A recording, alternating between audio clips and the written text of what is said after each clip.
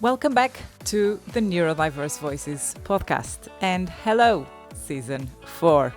I'm your host, Andrea Costa, and I'm so grateful to have you on that side. Over the past 3 seasons, we've shared honest, powerful, real stories from neurodivergent people, their families, educators, and mental health researchers. And together, we've been part of a growing movement towards understanding, acceptance, and embracing difference. This season, we are going even deeper. We will be exploring late diagnosis, masking burnout, menopause, mental health, and how neurodivergence intersects with identity, culture, and lived experience. You'll hear from creative minds, parents, and most importantly, from neurodivergent people themselves in all their complexity and brilliance. So whether you've been with us from the very beginning or this is your first time listening or watching, welcome. This space is for you. Let's begin season 4 of the Neurodiverse Voices podcast. Hi, everyone. It's season 4 of the Neurodiverse Voices podcast, and I'm very, very excited to have as the first guest the fantastic human being, Kasia, with me. She's going to tell us about her story, her son, and her recently launched business as well. So welcome to the Neurodiverse Voices podcast, Kasia. Hi, hello. Thank you for having me. You're most welcome. Thank you for being here. It's a pleasure to finally meet you after connecting on Instagram and to have you as a guest, because I know your story is very, very inspiring. So, first of all, can you tell us a little bit more about yourself and your journey with your son, Michael? Yeah, no problem. So, as you said already, my name is Kasia. I'm originally from Poland, and I moved to Scotland, to Edinburgh, nearly 20 years ago. So I study here business management at the university. I met my husband here, and then I had my son, Michael. Yeah, so that's like a short story of my long story, to not go too much into the details. Journey so far. Yeah, Good. and I love Scotland. It's such a beautiful country, and Edinburgh is like the best city, in my opinion. Yeah, I would agree with that, although I've only been there once and it was for about 1 hour. So I really need to go back and visit more. Yes. Yeah. And I'll let you know when I go, and hopefully we can meet in person. That would be Perfect. great. Yeah. Okay, so I understand that Michael is autistic. Yes. Can you also tell us a bit more about how you found that out? What made you realize that he was autistic, and how we came to today? So Michael is nearly 10-year-old, and Michael is my only child. So I couldn't really compare when he was born with the development of another child. For me, he was just like, he is this perfect boy who was developing on his own pace. A fantastic, happy, bright, smart child. But he is nonverbal. He is still considered as nonverbal. So he uses words, but they are on his own terms. So he won't keep the conversation with you or anything. So I remember around 2 years old, he didn't have any words, maybe 1 or 2. And I remember being with my friends who had kids the same age as me. And I remember we had this together a party to celebrate 2 years of our kids, because they were all the same age. And I noticed how other kids were behaving and how Michael was behaving.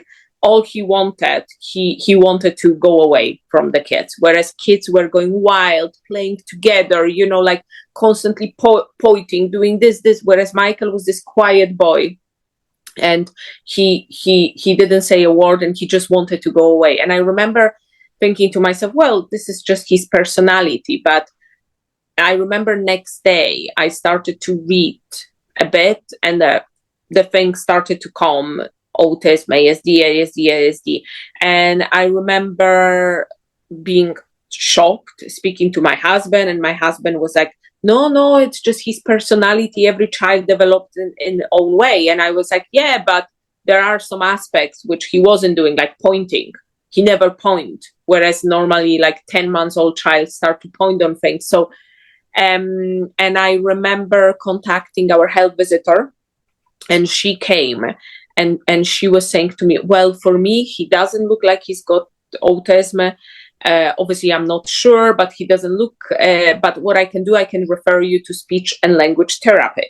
So I remember we had to wait like 3 months to have an appointment, and I went to speech and language therapist, and she immediately says, yeah, he's on the spectrum. Yeah, and I remember I fell apart. That was like the time when I was like, that's me. That's the end for me. Like, I don't know what to do with my life.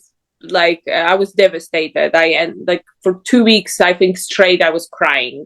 Morning, during the day, I was just like feeling so scared, like so worried. Obviously, all these feelings, like what I'm gonna do. Like then, what happened? I started to fixate on trying to get as much help as possible for him. So got like a private therapies, go to NHS speech and language therapies, trying to get as much help, try to do the therapy myself for him. And that was okay, but that led to my burnout, because I was so exhausted of trying to, I would say back in the days, I tried to fix him in a way. I was thinking I'm helping him, but I was trying to fix him because I was scared that the world won't get him and won't accept him. Yeah. Whereas world was fine with him. You know what I mean? It was in my head that I need to do as much as I can for him. And I remember I got to the point when I was like, I can't handle this anymore. I can't be his therapist and his mom. My role is to be his mom. That's the thing. So I start to decrease the therapies, and I mean, now Michael, since he attends the special provision, he gets everything what he needs there in terms of like therapy. And at home, I'm just like his mom, like I still do things. I still try to help him with stuff.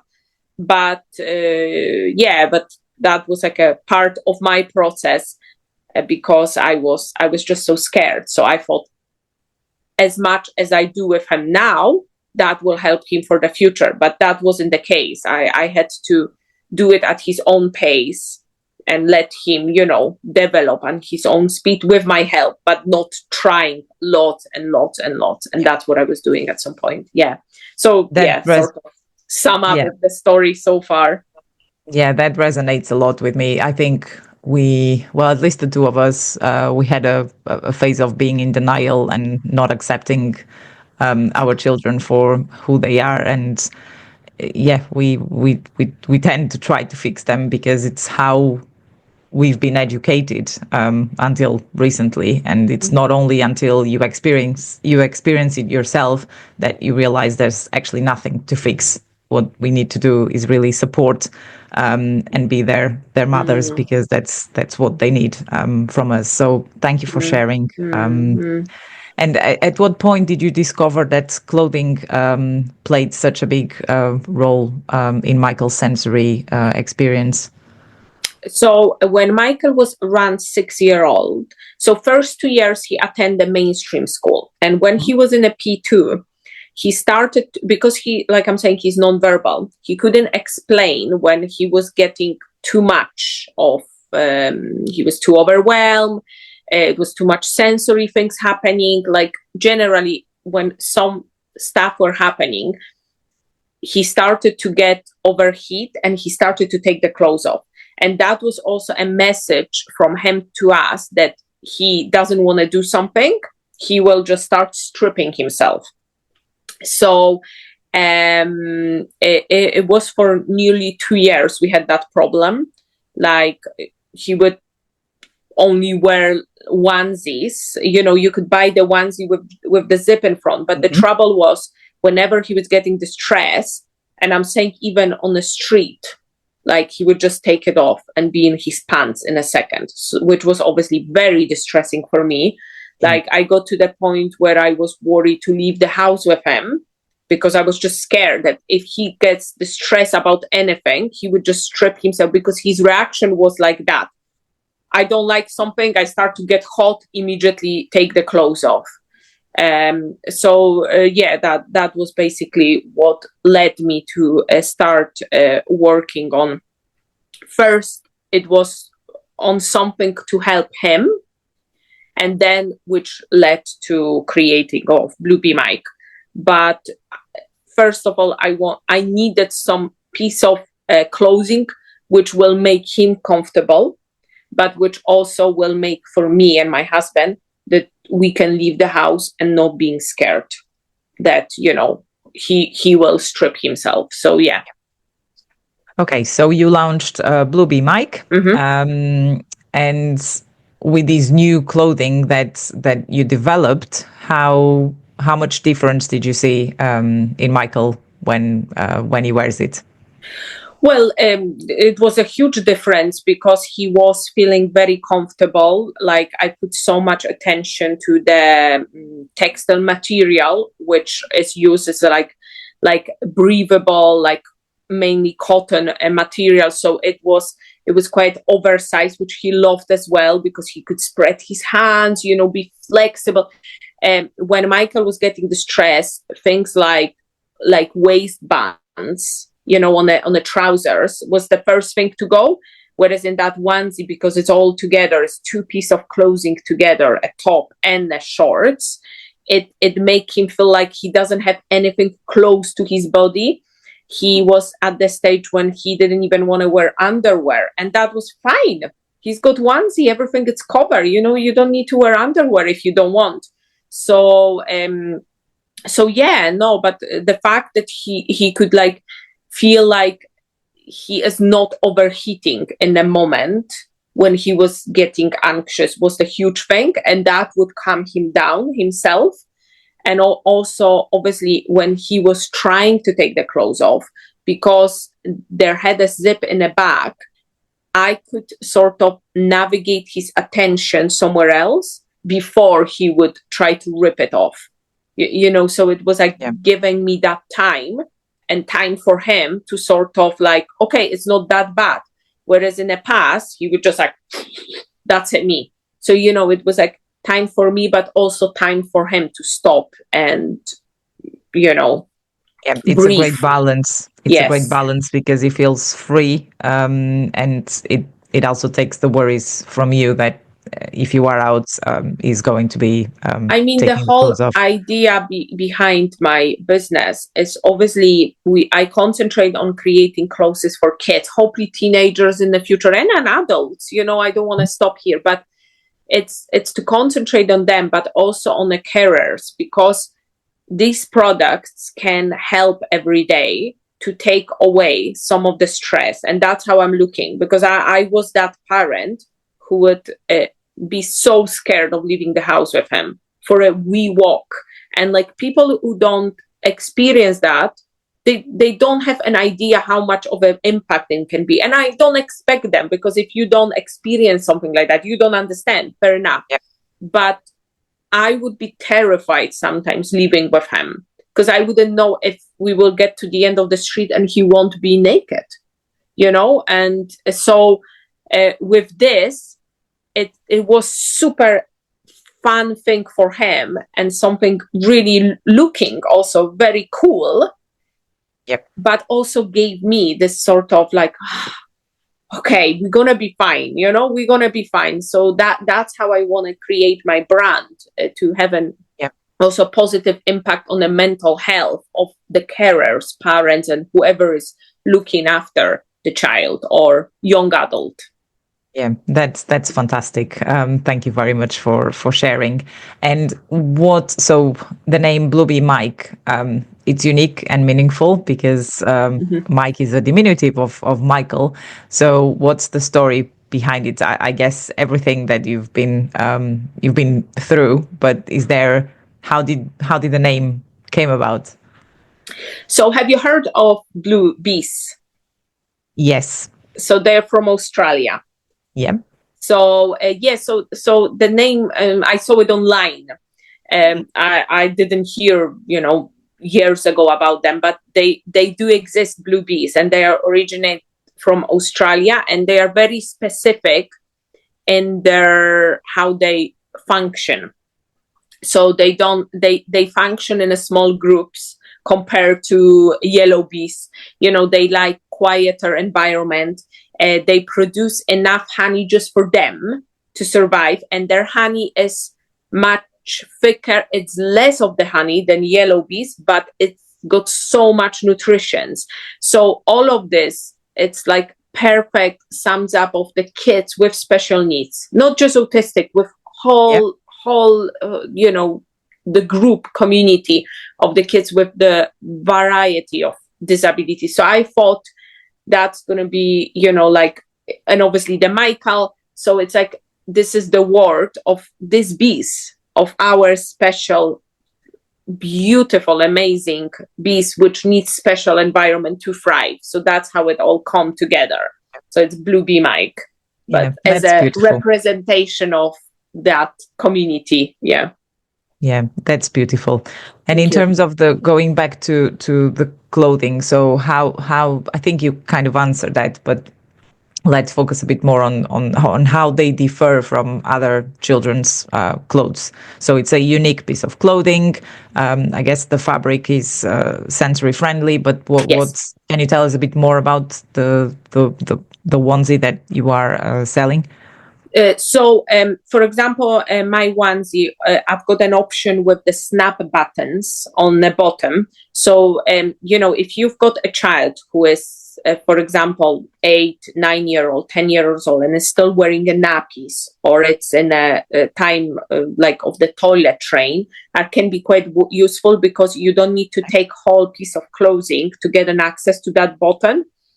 And obviously, for example, if your child's got a physical disability, because like I'm saying, it's not clothing only for neurodivergent kids, it's for everyone. And some of my customers got kids which got physical disabilities, and they wear nappies, and they require a change of nappies, like 2 nappies an hour or something. Not having a trouser, but having that access straight away, it's very easy on the child, because it's more comfortable, and on the carer to change it, it's like quite easy, and it's like nicely hidden. You don't see this obvious thing. So you can't find you can't find many pieces of clothes for that kid's age which will have that direct access, because you can buy a onesie, like I'm saying, we used to buy a onesie with the zip in front, but it wouldn't have that access. So, it still means the onesie needs to be taken off. So I sort of made that access, which looks nice, smart, and it's like comfortable for a child and a carer. And that onesie, obviously, when I created that onesie, so it didn't have snap buttons, because Michael is toilet trained. So we didn't need that for him, but I wanted to make it for wider range to be available for adults. And there is also, for example, if some child has a G tube, so, the feeding tube, which is obviously on the belly connection, you don't need to take a onesie. You've got an access to it, invisible access through the pocket in front. So there is a holder, so you can very nicely just access it, and you don't need to remove it again. So it's like, all of this is like nicely incorporated. There is this wee thing on the side of the onesie where you can attach the badge, hidden disability, because like, for example, Michael, he hated the yarn to wear it. He would always take it off. So I would have to wear it, which is fine, but I wanted him to wear it. So, by attaching this, it would show, that he has it, but he wouldn't lose it. You can also attach, for example, so kids like the chewers on the yarn again. So you can attach the chewer. There are lots of things there which are incorporated in a one product. And obviously it's the bottom and top part all together. And there's a zip in the back. So the child, you've got this time, like I said, before he take it off. And the material, there is no labels inside. The label is in a pocket. So it's, again, the label won't be annoying for the child. Like Michael doesn't have a problem with labels, but some kids will. So I wanted to make sure that's also there. So there's so many things which is in that product. Yeah, that's brilliant. All the amount of thought that you've been putting onto it, and all the innovations, and the fact that it's accessible to everyone, and that you're looking at innovating it in the future. So I only have to say a well done. And I also wanted to say that with the clothes which I design, when we buy clothes, when you or me, we buy clothes, what we want in that clothes, apart from being functional, piece of clothing, cover and feel comfortable, we want the clothes to give us confidence, to make us feel good. We want cool clothes. So I want that for our kids. I don't want, because you can find some products out there for kids with disabilities, but they often look very medical to me. They look quite obvious. Like more like sometimes like pajamas or something, which is fine, obviously, but I wanted something different. I want kids to feel like, there's nothing in the clothes different from the other clothes. So feel them comfortable, because they can feel that, and it's also, again, good for us. If I take Mike in that onesie outside, nobody will look like, what is he wearing? He's wearing onesie, which is actually quite nice looking, cool onesie. So that's what I want. Again, I want to create that world for the kids, which they can be so confident in their clothes. That's fantastic. That's amazing. Well done. And have you received any feedback from families who bought it so far? Can you share? So I've got, most of them, my customers will be kids with autism, ASD, neurodivergent. So it's like, I mean, so much good words, how kids are comfortable in them, how they love it. The fact for me that parents will write and they say, my child doesn't take off this clothes. I mean, it's amazing, because that's what they would worry that they would want to. No, they don't want to. That's the indication. Wow, it's working for them. I didn't expect it will work, And also, obviously, like I've got some customers with kids with more physical disabilities. So they were also saying, like, it's just fantastic piece of clothing for them as well, which helps with the everyday tasks and makes them doing much faster than usually, which is more comfortable for the child and for them. And like, taking them outside, and that, in a wheelchair is much, much easier for the child than for the parents. So, that's the thing. And obviously everyone likes the We logo, and that it's like, so, such a good material and everything. So that's basically the feedback so far I've been getting. That's amazing. You should be really, really proud of yourself. So I'll add the link to Bluebee Mike when we release the episode. But if the audience wants to find out more, where can they go? So I've got Instagram, where I try to post as much as I can. So it's Bluebee Mike. And I've got also a TikTok, Bluebee Mike, where I do the same. I'm planning with the YouTube, but that is coming next. I'm still looking for that confidence in me talking more in front of the camera. But Facebook also, but the most I think I post on the TikTok and Instagram, and it's just Bluebee Mike, and you will find me with the wee logo. Yeah, great. Thank you. As I said, I will share the links to both accounts. So if there's a parent, for example, who see a gap and want to create their own business or initiative, what advice would you give to them?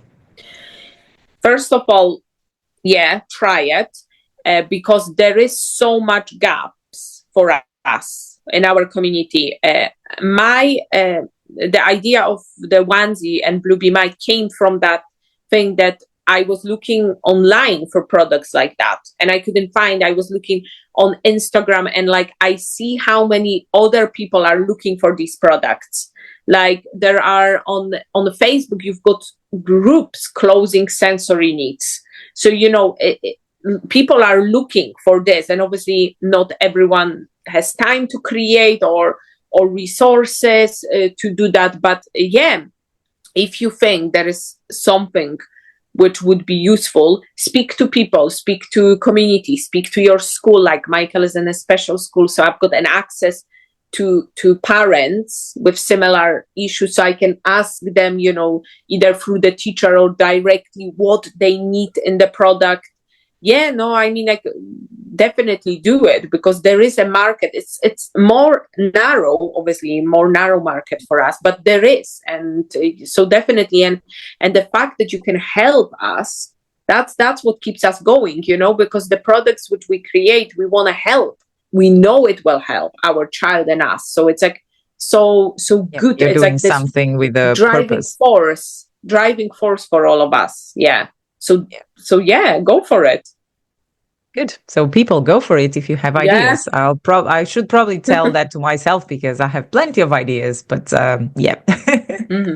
Obviously, it's everything depends on the time of your life. Where are you? Yes. It's like, of course, like 5 years ago, I wouldn't do that. It took me 2 years to actually move it with this last year. So it's everything takes time, because I was testing the onesie for so long, adding different things, taking them away. I designed them. I'm involved in every part, but I've got the manufacturer that does it for me. So to make sure he does it, the woman, she's the owner, she does it the way how I want. And I can be pain in the arse when it comes to details. It all takes time. So even if you've got an idea, it's not going to be overnight when you launch it. It's going to take a while, but try to do it. Try, because it can be it can bring so much joy in life. Yeah, definitely. Okay, and what do you wish more people understood about the daily challenges children with sensory needs have? It's hard to really answer this question, because I think unless you face that, you won't really understand it.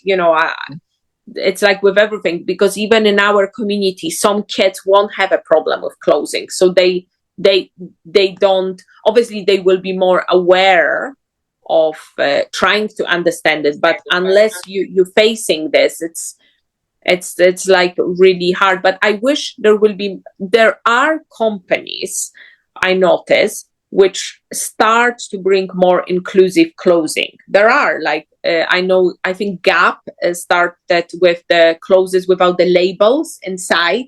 So, that they are, but there's still quiet big gap. They still produce more general closing, rather than incorporating more like medical needs. Like I haven't also, one of my customers' daughters, she, because of her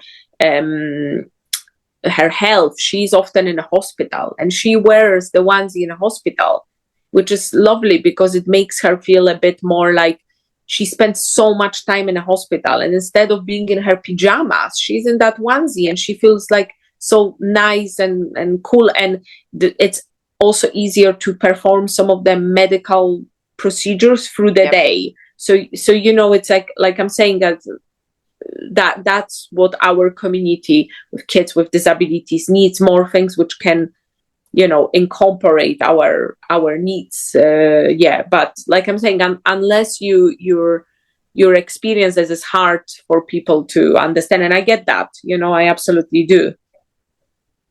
Yeah, that's it's difficult, as you say. If you don't go through it, you don't really know. I also think I saw Primark released a line of Amazing. which is great to see. I think but you were talking about Gap, and then suddenly I think I've seen it on social media at some point somewhere. There is more and more, I noticed, but it's still like how you say, addressing one thing, like I'm saying, like labels or something, but there is so many more, and there's a lot more to do. There is a lot more to do. And I get that big companies, they looking for sales, so they can't really incorporate everything, but in the other way, they also have resources to try. So, but I am looking forward for them to bring more, and I'm happy they do that. That's amazing that the Primark is also doing it. Well done to them. Yeah, that's good to see. Okay, so who is your biggest support on your journey? Well, I wouldn't say one person. That's the thing. I mean, my husband supports me, my family, my sister, everyone really, all my friends who know about Michael. Most of my friends obviously got neurotypical kids, and they're all very excited, and they all been like super supportive for me. So yeah, it's like, it's not definitely one person. It's the village, definitely. It's definitely the village, and which is lovely, because they also. But the supporters are also my community, Sen community, the parents, and my customers, when they write positive things, and I also I always ask, please let me know about anything which you think I could improve in the product. It's not, I don't want to be praised all the time, which is lovely to hear, don't get me wrong, but I want to know also the things which I could change maybe in the future, because I want to develop, or the products which I could, because I'm testing some products for the future. They are now in the phase of being testing before I start to produce them. So but it's like just people around me, the energy which I'm bringing, they're all biggest support. So there is no just one person, and Michael and the kids, when I know they're happy, that's my support. Yay, Yeah, that's very true. And we talked about mental health. So you seem to be quite busy with being a mother, with Michael. So how do you treat yourself in relation to your well-being? Do you have a hobby or anything that helps you with your mental health? So first of all, I did a year and a half of therapy. Mm-hmm. That was the first thing which I did for myself, because I reached the point when I was like, I don't know how to go farther, with myself, in my life, in my marriage, everything. It was just started to collapse. So I was like, okay. So I went for a therapy. It was like long year and a half. It had its ups and downs, but it helped me find myself, find what I wanted for myself, and now what I do, I try to keep myself fit for myself, to be strong for my son. So I love running, I love sports, I love art. I like, my thing is resin. I don't know if you know resin. I used to make things from resin. It's like I don't know how to describe that, but it's like you've got these molds, and you create like some wee dishes, like a soap dishes, or like a wee platters, plates. So I make use to them. So I would go to the garage and spend few hours from time to time to separate myself from life, and just go there. So the sports, music, outdoor, like I love to be an outdoor. But the first thing was definitely a therapy. That was like a huge thing for me to do it. Yeah. Yeah, it can be very helpful, indeed. And who is your biggest inspiration? Oh my God, again, you know what? It's so hard to say. Like, I've got inspirations all the time, and I've got periods of time when someone will really like, oh yeah, I know. I love Michelle Obama. Mm-hmm. Oh my God. Have you read her book? If you haven't, please No, do. not Like, yet. her biography. Oh, it's one of these people who like, you know, just the way how she look at people and like at life. It's just like, I know that she has totally different life to mine, but it's just, she's so smart and kind person. So she can inspire me. Then there will be a times with someone else will inspired me. So it's like very, very, like, I don't think I've got one person, to be fair. I've got so many people, which just happens to show at some point in my life, and they're like, they push me to do something or inspired me to do something. So yeah, but yeah, Yeah. I really like Michelle Obama. Yeah, she's a great, great person. Very, very smart. Like, Yeah. but like, Yeah. life smart, not just like intelligent. She's super intelligent, but just like life kind smart. Smart. Yeah. Yeah, great inspiration to have. And I agree. I think there's many people who cross our paths and who Yeah. are part of our support network that that inspires us on a day to day. Yeah. So yeah, that's absolutely fine not to have one biggest inspiration. And if you were a superhero or had a superpower, how would you use it to change the world and make it better for neurodivergent people and people with disabilities and special needs? Superhero. Oh my God. I'm not into any fiction, things like that. So unfortunately, I won't be able to give, I think, a name of any of the That's superhero. I'm okay, but sorry. you could have a superpower. Yeah, well, if I could have a superpower, well, I think what I would try to, increase what we generally working now on, like more inclusion for our kids. Like the fact that we have to still fight so much for our kids' rights to do something or be somewhere, or getting a right help. It's just like so sad.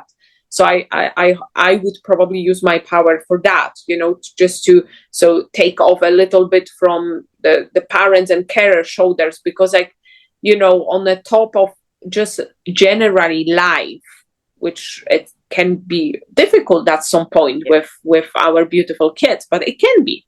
Let's make that clear. To having to fight outside for the right to proper education, for the right to get some help for us. I would use my power for this, like to speed up this process, to have resources available so we could less worry. And I believe that with Blueberry Mike, I'm not gonna be putting myself anywhere like high, but that's my thing with Blueberry Mike. I want to add like a little chickpea piece there, to that huge bucket which we need of help to. So yeah, that would be what I would do with my superpower. Yeah, and that's it, because with our own projects and small initiatives, at least I believe that we all have an impact and we all make a difference. 100%. 100%. So yeah, but it would be good that if you would just click your fingers, that we would be able to make the world more inclusive and a better place. So Yeah. yeah, that's a good power to have. So we keep the wishful thinking. Yeah. And if you had the chance to go back in time, what would you tell your younger self? I will tell my younger self, Kasia, first of all, you need to take care of yourself. Before you take care of Michael, before you take care of husband and everyone needs around, you taking care of yourself.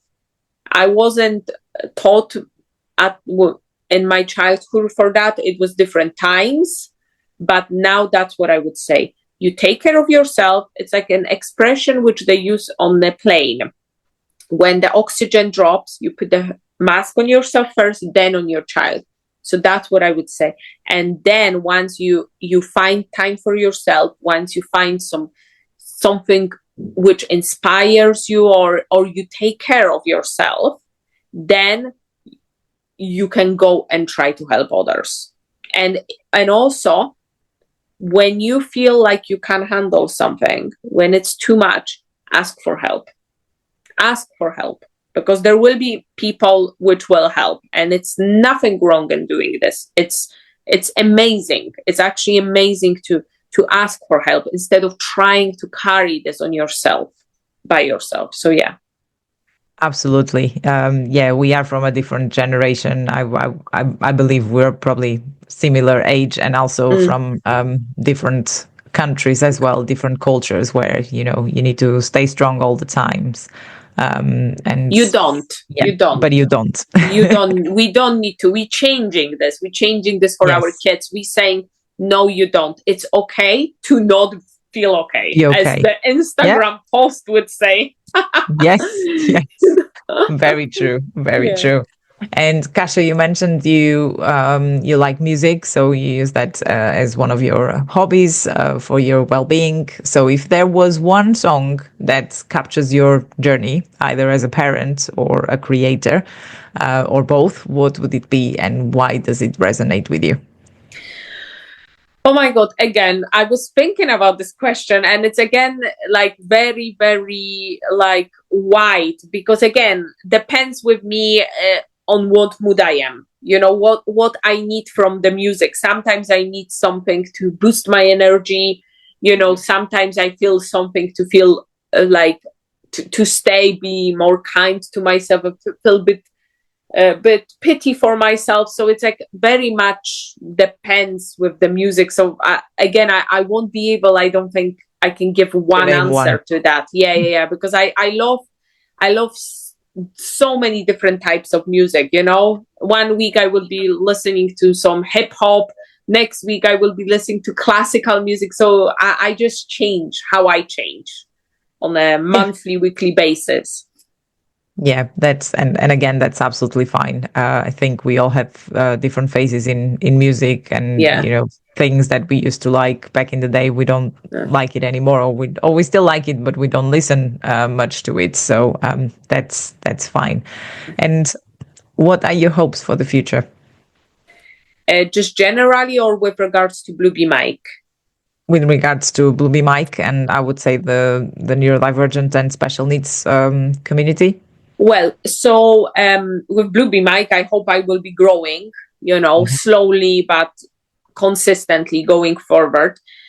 My hope with Blueberry Mike, yes, is to provide more options for our kids, and hopefully go to make kids clothes for teenagers and adults as well, because at the moment, it's mainly until my sizes are until like they are 11-year-old. Sort of. So, I'm hoping to expand that when it comes to the age and sizes. Well, trying to think. So, one of my biggest dream also with Blueberry Mike is that I would like Michael in the future to work in Blueberry Mike. And I would like to also provide space for neurodivergent adults, which that they can come and work with me. And it may not be like the full-time jobs or even part-time jobs, but to give them something, to give them way that they can use their skills, because everyone's got some skills, and some will have an IT, some will have more basics, but there's always a space to accommodate these skills. So I hope I can create that. Like, that's one of my biggest thing when I was designing like idea of that business, that I want Michael to work there, and I wanna give others the same. So with other disabilities as well, it's not only ASD again. So that's, as I expand, I hope I will be able to provide work placements or Internships. internships, things like that for the kids. Yeah, with the proper environment for them. Yeah, and that's amazing, because only 1 in 4 autistic people, for example, are actually employed. Yeah. So if that's one of the other things I'm quite passionate about, and I would like to see changed in the future, is that there are more opportunities, and the workplace environment is able to be appropriate and adjusted, so that more neurodivergent people are able to work, because work is a very important part of our life. 100%. If you do it to pay your bills, or if you do it because you're passionate about something, but it's very important. So yeah, I'm with you on that for sure. Yeah. So, and finally, if your heart had a voice, what would it tell us? Sorry, can you expand that question a bit? Of course. So imagine that your heart could tell us something. What would it tell us? Trust the process and trust yourself. And if you sometimes have to step away from the project because you have to concentrate on something different in your life, that's okay as well. You don't need to be, concentrating on this 100% all the time, because there is also a life, and sometimes life changes us, but trust the process, trust the life. That's the way it should be for you. So yeah, that's very, very wise. Yeah. Okay. We got to the end of the questions. Is there anything else you would like to share? No, I think we cover quite a lot, which is nice, because we talk about Bluebeam Mic as a company, but also about the mental health, which is like very close to my heart as well. And I think, like you say, with kids with disabilities, often parents or carers don't have a typical job because of their needs, because they have to be more available. But for us, finding something like that is like so important, because it gives us a purpose as well. Like last year I stopped working for another person. I started to work for myself with the Bluebeam Mic. But for me, when I used to work, I actually really liked it, because I could go socially interact with others and everything. So it's so important that there will be also, more companies that can provide the jobs for us, even if we can't create something ourselves, that there will be which can incorporate our skills, so we can have that break as well, for our mental health, obviously financial side as well. Let's make that clear. But but the rest, I think we cover most of it, to not get to our audience too bored. No, this is nothing of, I'm sure no one is bored at this point. So well, thank you so much, Kasia. It's been a great pleasure to meet you for the first time, even though it's through a screen. Thank you for sharing your journey, and you have such an inspiring story. I'm pretty sure that the audience will enjoy and love this episode as much as I enjoyed interviewing you. Yeah, thank you very much for having me once again and giving me that opportunity to share a little bit of my story, and like I'm saying, if everyone would like to find out, please follow me on Instagram, write to me, I would love to meet more people. Yeah, that's good. We will do that, and I'll spread the words as much as I can on Bluebeam Mic and yourself, for sure. Thank you. Great. Thank you. Okay, thank you.